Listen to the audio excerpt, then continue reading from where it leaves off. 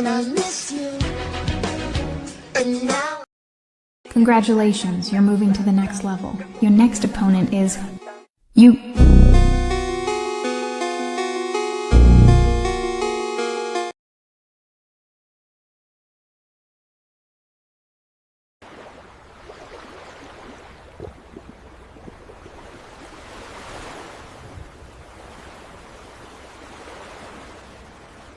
Yes, lovely people, how we all doing? Welcome back to another video on the channel. I am Josh, aka the Cop Tribunal. And I thought I've already spoiled you guys this week with a collab with Callum Sanderson. Let me give you guys another quick emergency episode. We're going to go through the latest Andoni Iraola quotes in his first press conference as Liverpool manager. So we're going to digest, go through, analyze them, pick out the positives, maybe potential negatives, and go from there, people. So with that being said, please like, comment, subscribe. On the road to 100 subscribers. And let's get going, people. First up, we're going to switch this over. And if you enjoyed what you saw at the start of the video, by the way, there's more coming of that. Just a couple warning shots. We're going to bring it up, chat. It's not going to be a super long one. Just want to give you a quick emergency update. It's quite late, so apologies if I'm not super loud. But just thought it was right for you guys to get this video because I'm trying to be as consistent as possible on YouTube. First up, this is Iraola talking about the way he wants to play, how the team's going to be set up. So his quote is, "I always talk about energy. I want my team to be energetic. I want to be dynamic, to play in the opposition half as much as we can, sometimes on the ball, sometimes without the ball, and try to suffocate the opposition, especially at Anfield. We have to make Anfield a very uncomfortable place to come. This requires also the connection with the supporters. One of our biggest advantages is if we get this connection from the team to the supporters, from the supporters to the team, right? It's very difficult then to stop us, especially at home, because I felt it from the other side." Let me take that off stage so you guys can see me better. For me, that is exactly what you want to hear from a manager. Direct, not sugarcoat anything. He knows, as Liverpool manager, how important it is to have that connection, that trust, that family vibe bond with the supporters. We saw with Slot. He didn't make much of an effort with the fans, which probably led to his downfall. At least he didn't have that grace with the fans where we can back him, stay by him, say he's a man of people, he's one of us, he's here to stay. We believe he can turn us around. We didn't have that with Arne Slot. We had the opposite. He showed us nothing. He gave no commitment to getting to know the fans, learning the way the club runs, the way the fans want to run. Instead, often resorted to belittling the fans and making us feel stupid or challenging or questioning our intelligence, which is never going to go well with the Liverpool fans, as you all know. That, for me, from Iraola, is the complete opposite of what we saw from Arne Slot. He wants to be engaged. He wants to be involved with the fans because he knows Anfield, when the fans are going, is a fortress. There's not many places, not many teams in the world who can go there and say that they can beat Liverpool at Anfield when that crowd is booming. We saw last season under Slot, Anfield got ridiculed. The fans got ridiculed for being quiet because there was nothing there for them to get up for. There was no pressure, energy, the vibes had sucked out of the stadium. And Anfield is one of the most powerful stadiums to play at, especially for a home team. So for Iraola to say that is extremely positive, extremely inspirational, I should say. And it will be for the players as well, because they know that they have to prove to the fans this season that we are challengers, we are ready to compete, and they are going to give 100% everything to the players. Let me know what you guys think down in the comment section about these quotes once we go through them all. For me, that first one, I couldn't have asked for much more from the manager, especially when he's talking about getting involved, getting stuck in with the fans. We'll go, I think we get into a bit later on with some of the other quotes, but going into the city, getting to know, meet the fans, already much better signs than what we had from Slot in the first season. Moving on to the next one, guys. Again, it's not going to be a super long one, probably about half an hour. But I just wanted to get this one done and out for you guys in the morning. This is going to go up in the morning of Tuesday.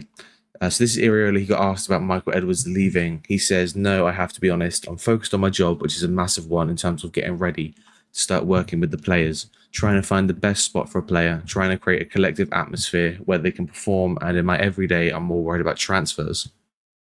Hold on to that. I talked to Richard Hughes, I talked to Mike Gordon, I've talked to Michael Edwards. In the times I've spoken to him, he seems super smart. So it's unfortunate he's not going to continue with us, but he's explained very well his decision and his reasons. I think it's more at ownership level than something that is going to affect the coach. Huge. And I'll tell you why, chat. Because we know as fans, as much as the head coach can protect the hierarchy at times, it does bleed into the everyday operations. We know it's on Iraola's mind, or has been on Iraola's mind, that the hierarchy isn't stable at Liverpool. I've spoken about it in depth on previous shows, that we can't sit there and pretend that this won't affect transfers or even just the way the club's run in general. But in terms of what he can say to stabilize the situation, it couldn't have been any better for me. Doesn't blame anyone. In fact, says it doesn't bother him. It's not affecting him. He's not thinking about it. He's more focused on getting everything that he can do right. Basically saying, I'm going to do everything I can. I'm going to do everything I'm supposed to do. Whatever happens outside of that is not my problem, which is great. We don't want him to take the blame, because then that doesn't look good for him. But we don't want him to share the blame to the hierarchy as well, because then he probably won't be here. For me, I'm loving what I'm hearing from Iraola, especially after the first press conference. Spoke about transfer. I'll bring it back up for a second. I'm more worried about transfers, is what he says. Hallelujah. My biggest concern, I think a lot of people's biggest concerns, was with Hughes out the door, with Edwards out Hughes out the door at the end of the window, with Edwards out the door now. How is this going to affect the transfer strategy? It seems like Iraola is still keen on signing players. He doesn't want to go into the season with the same squad, which is what we all hear. We all know that this squad isn't ready to compete and challenge as it is now. We do need signings, significant signings. But in terms of how we could have phrased that, how we maneuvered around the very leading question by the journalist about Michael Edwards, let me know if you agree in the comments, but I think he couldn't have done it much better than that. I got quite a few quotes, so I'm not going to go into too much depth about them all. Sorry. Next one is, apologies. Okay, there we are. Apologies, chat. Or comments, or viewers, I should say. I'm not live. Andoni Iraola on style of play. I think we have to be our core principles. Lots of games, maybe you face low blocks, but I prefer that. We're in control. Less chances conceding. These are the scenarios we want. Other teams don't give you that. They want to control, play in your half. I want to be in the opposition's half, creating chances. Chat. 90% chat. Apologies. Still new to this. Guys, there's not... I know I sound like a broken clock, a broken record, sorry. There's not many things I can pick out negative about what he said there.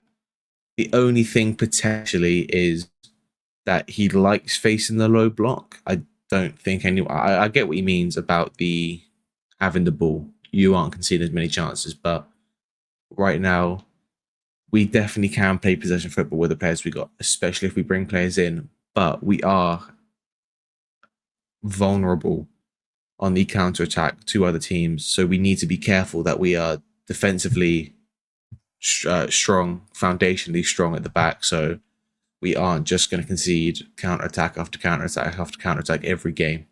Other than that, the fact that he likes to have the ball, play possession, but isn't going to bore you with the argy-bargy total football style that we saw under Arne Slot is brilliant. I'm so happy with what he said there. Like he said, he wants to bring the energy, the passion, love back to the game for the fans, for the team as well. I think a lot of last season, the team were very much almost bored to sleep with the way he played, just putting it back and forth, no real progression of the ball, just hoping something appears out of nothing. So for that quote, I'm very happy.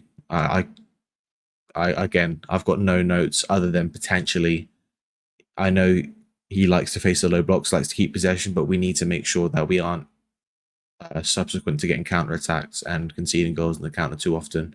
It will happen. Every team gets counter-attacked who plays possession football, but we can't be as we were last season, where we are conceding so many goals on the counter-attack, if you understand what I'm saying. Next up, Andoni Iraola on what to expect. Try to describe myself. I think you have the advantage. You saw me 3 years in the Premier League. Everyone, some know me better, but the people involved in football, they will know what we try to do. I understand this is Liverpool Football Club. We have to change some things, even tactically, but if they sign me, it's because they want a lot of things I was doing at other clubs. So I don't want to change the DNA of my teams on the pitch. I try to be as natural as possible. Again, I know certain people were worried about that because we know under Arne Slot he became very stubborn, refused to change the way he plays. I didn't take it as that. I took that as he has his core principles of how he wants to play and how he wants to set the team up, but he can change the tangibles around that, the outer circle of influence, if that makes sense. Bringing it back up, like I said, if you watch football, if you've been watching Bournemouth, you know the way they try to play. He's aware that he's at a much bigger club than Bournemouth. With all due respect to Bournemouth, it's a fact, and that if he doesn't adjust and doesn't realize that it's a high pressure, more tense situation, then it might not work out. He might have to adjust certain aspects of the game, the way he wants to play for the players. But again, it's, the way he's talking, I'm not worried about that in the slightest. Like he says, they signed him for a reason. They want him to do a lot of things. If you watch him at Bilbao or at Bournemouth, you'll know very high pressing, high energy style of football that he likes to play. And it's something that I am extremely looking forward to as a Liverpool fan. We had the joy sucked out of us, pause, last season under Slot, and I don't think anyone wants to watch that boring, mundane, repetitive football over and over and over and over again, because we will just get fed up, and it will be another situation as we had with Arne Slot. Probably not to the same extent, because he has begun to bed in with the fans and he's already winning the fans over. He's won me over more than Slot ever did when he first joined. As we move on to the next quote, which is on the extra workload at Liverpool. I think it's a big challenge for me and a big change. Most weeks we have a midweek game, great opportunity for the players. I love these seasons as a player, playing a lot. I want to use more players also, because it's impossible to deal with it just a few players. We need the whole squad. Injuries will happen. We have to get ready in terms of squad depth. We can go through those months, December, January. They are very hard. We have to arrive at those situations. That might be my favorite quote of the whole interview, because I'll tell you why. He addresses the fact that we need the whole squad. We need to use new players. So players like Nioni, Cal's going to love me for saying this, Stefan Bajcetic, Leone, Xhaka, Josh A potentially, Jaden Dans, Will Wright, Rio are all going to see minutes this season, which is great for their development, great for the future of the club, building the academy, building the next generation of players once the current guard move on. And apologies if I bring it back up. Oh, not that one. Not that one. That one. He's aware injuries will happen. We need a good squad. Under Klopp and under Slot, we never had 2 or 3 players available at every position, because we had our favourites, and not all the time players are going to want to just sit on the bench and play less than 500 minutes a season. It doesn't feel like that's going to happen. It feels like Iraola is going to rotate, bench, drop players who aren't performing for those who are, and giving opportunities to players regardless of stature or size or reputation at the club, which is great. We saw it last season. Slot had his favourites. He stuck by them. Gakpo shouldn't have been playing. McAllister shouldn't have been playing. At the start of the season, Kirkes shouldn't have been playing. Konate arguably shouldn't have been playing, but we didn't have cover for him. So, like I said, I'm extremely happy with that quote. I couldn't have asked for much more. Like you said, he understands it's a change. He didn't play that style of play at Bournemouth, or didn't play multiple games a week, at Bournemouth, not the style of play. Is new for him. He hasn't managed in Europe yet. He hasn't managed playing 2-3 times a week, but he's being modest about it. Some managers will come in and say, yeah, it's fine. It's not an issue. It's not a challenge, blah, blah, blah. But for Iraola, he understands it is a challenge. It is an adaptation that he needs to get used to as a coach and evolve from. But it's not one he's shying away from. He's not saying, yeah, it'll be easy. He's not saying I can't do it or it's impossible to manage that. He's saying I can do it, but I need the squad to do it. I need the depth to do it. I need to use new players. I need to play different styles and different competitions and spread the workload out over the course of the season to protect the players, to keep the squad fresh, the legs fresh, but to keep the system fresh, not be so predictable. We became very predictable on the slot. If you watch the first season when Arne Slot was manager, it was very much we played the same way from the start of the season to the end of the season. We won the league, and you saw at the end of the season catching up, picking up on the way we would play, how to counter us, how to keep us out. They would just set up with a low block, and we couldn't break them down.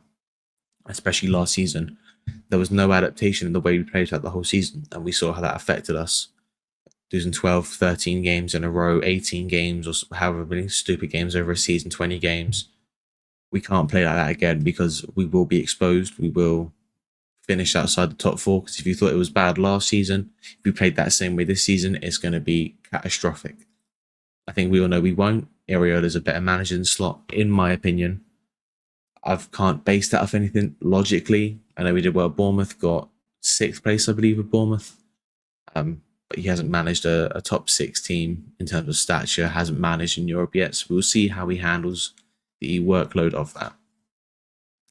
I believe, is it this one? Yeah, this one here. I believe, Andoni Iraola on the expectations. I think we have to accept there are difficult situations right now in terms of both sides. A lot of senior players leaving, players who have achieved everything here, and also some important players injured.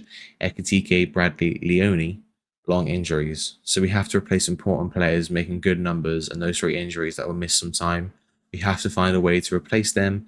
These 3, they are long-term solutions, but there will be in this case, a period where we are without them, so we need solutions. Again, hinting that we need to sign players, and probably not just 2 or 3. We need numerous signings. Mentions Leone still been injured, which was a doubt whether he would be fit for preseason. It's seeming unlikely. And obviously, there's a difference between being fit and match fit. We know that. So we at least need to sign another centre back for certain. I would sign 2, preferably. I know Cal wants to sign 2. Not too sure about any of the other guys, but that one for me was important. He knows there's situations. He's not sugarcoating. He's not making excuses. But our top goal scorer last season, I believe, in Ekitike, is out till October. Connor Bradley, our starting right back, is out. I'm not too sure the time frame when he's meant to be returning. Leone's still out. We might still see other injuries in pre-season or at the start of the season. We haven't got Mo Salah anymore, who was for 7 or 8 years our top output in terms of goals and one of the top outputs in terms of assists. So we need to replace these players. We need to build the squad depth up because, yes, we may have good players in every position, but have we got multiple good players, multiple serviceable players who can play week in, week out, who can rotate and still feel like we're not dropping off or dropping off just slightly, but still good enough to challenge and win games at the top level? I think that's something he's trying to establish early on, even with the confusion of what's going on at the club at the moment. He still feels certain and confident in what needs to be done to make we can challenge for honours, serious honours, titles, cups, all sorts next season. For me personally, my expectations next season are to finish in top 4. If we sign the right that's as of now. If we sign the right players, I believe we can challenge, especially if players like Wirtz can find their form and rhythm under this manager, which I have faith they will. Isak's obviously looking fit, looked very good at the World Cup, very sharp. So hopefully we can see the best out of him, not having 4 touches a game from Private Pile on the touchline. If you know that reference, fair play, because that's a good reference. With that being said, obviously we've got 2 more quotes left, and then just a bit of chit chat, talking to you guys. Let me know what you think in the comments. I'm going to put a community post up as well tomorrow or today as you're watching this, apologies, asking for some video ideas, because I've got 3 days coming up where I can do videos, make content for you guys. So let me know if there's anything you guys would like to see. I'll put that post up. Apologies. There we are. So we are moving on to Curtis Jones stuff now because this has been the big talking point. I was going to cover the Harvey Elliott stuff, but I haven't really got time for that tonight, unfortunately, guys.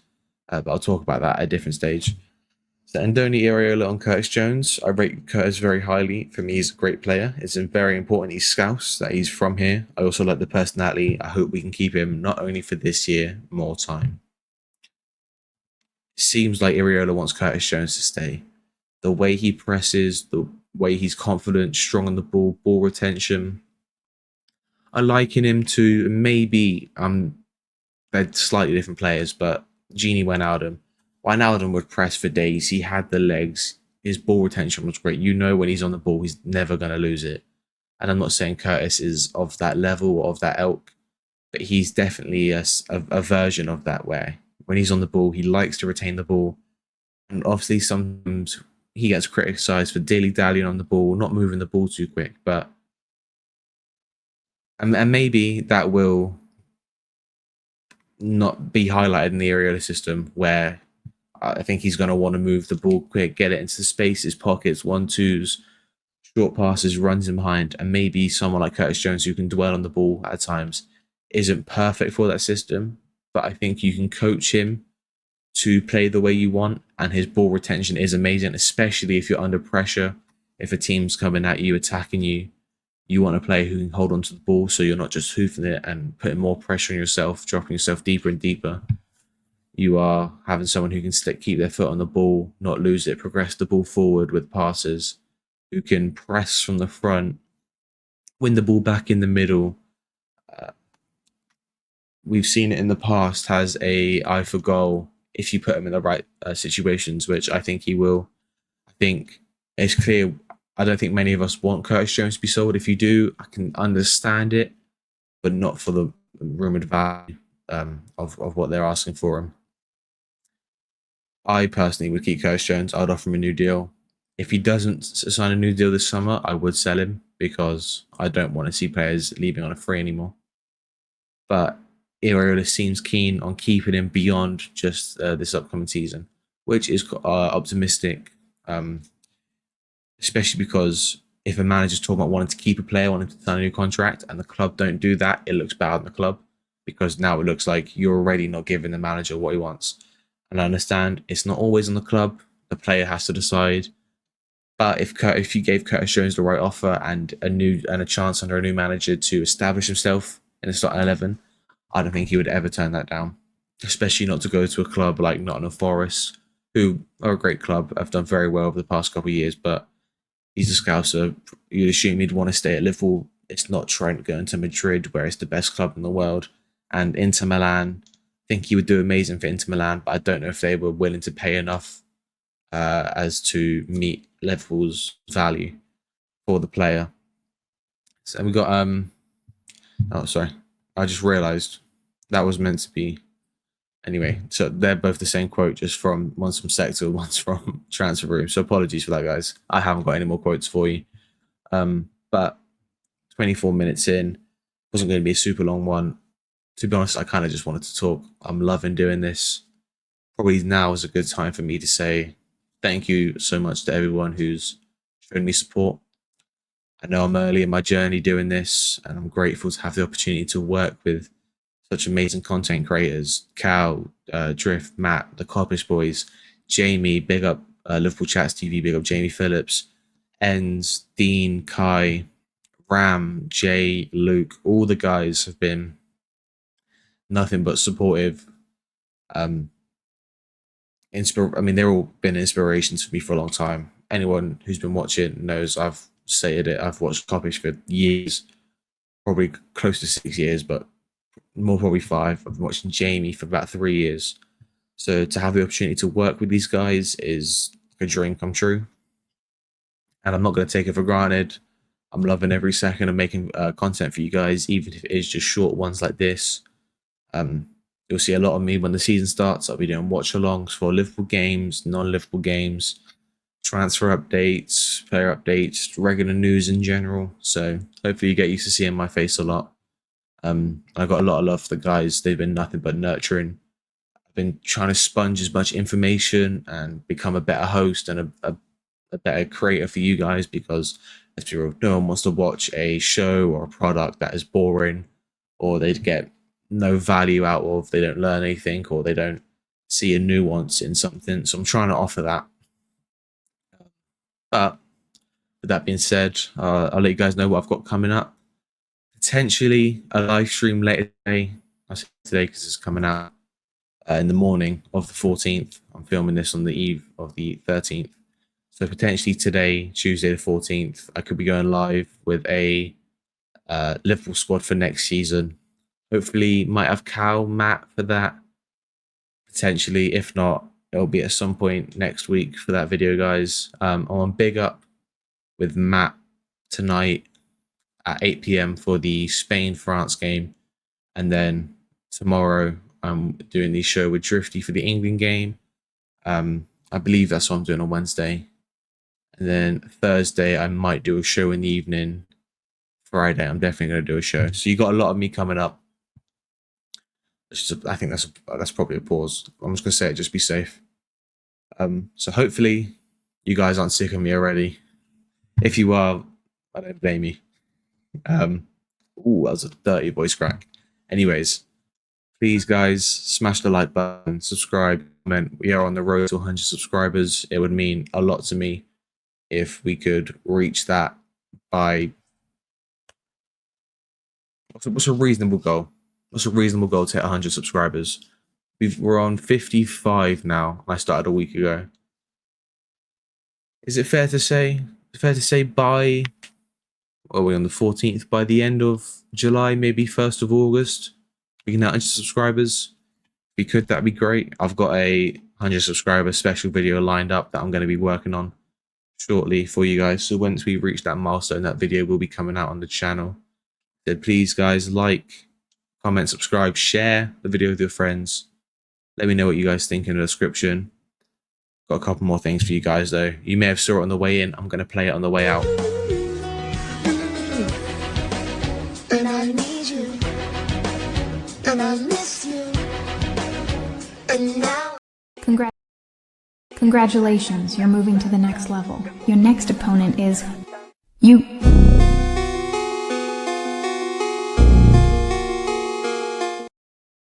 Yeah, they're going to hate me if they see this. But one more, guys, one more. I can't play that one for too long. That's dark. What about this one, guys? Oh, I'm sorry, Matt. Matt's my boy. Matt knows, you know what I mean, I love him as a friend. Pause. But anyways, guys, no more waffling from me. I'm going to let you guys go. Thank you all for watching. If you are watching, I'm going to put a community post up later today around the afternoon. Let me know if there's any video ideas you guys would like to see from me, anything you want me to talk about in future. With that being said, guys, I'm going to end this here. Thank you all so much for watching. It's been my pleasure. Andoni Iraola is the new Liverpool manager. He's just had his first press conference. Let me know what you guys think about his quotes down below. With that being said, guys, have a lovely afternoon. Peace.